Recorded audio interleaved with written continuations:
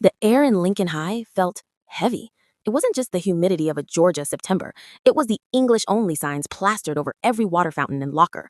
Principal Miller, a man who wore his tie so tight his face was permanently flushed, didn't just want order, he wanted uniformity. He'd patrol the cafeteria like a drill sergeant, his ears tuned for the musical lilt of Vietnamese or the rhythmic flow of Spanish. To him, anything other than English sounded like conspiracy.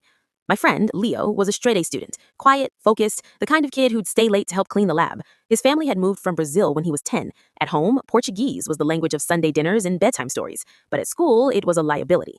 One Tuesday, during the chaotic passing period between third and fourth block, Leo's phone buzzed. It was his little sister, Sophia. She sounded terrified. She was only 6, home alone because her mom's shift at the hospital had been doubled. Leo, tem fumaça, she whispered. There's smoke. Leo didn't think. He didn't calculate the risk. He just reacted. Sofia, sai da casa agora, vá para a vizinha, he shouted, his voice echoing off the linoleum. Get out of the house now. Go to the neighbor. He was halfway through explaining where the spare key was when a hand clamped down on his shoulder. It was Miller. The principal didn't ask if there was an emergency. He didn't ask why a 16-year-old was trembling and near tears. He just looked at the phone and said, "That's 3 days, Leo. You know the rules."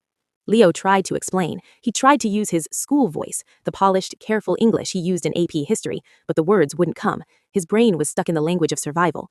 "Sir, my sister, the house is—" "In English, son," Miller interrupted, his voice like cold stone. "Or it's a week."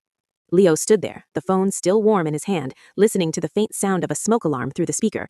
He realized then that at Lincoln High, the rules were more important than the people they were meant to protect.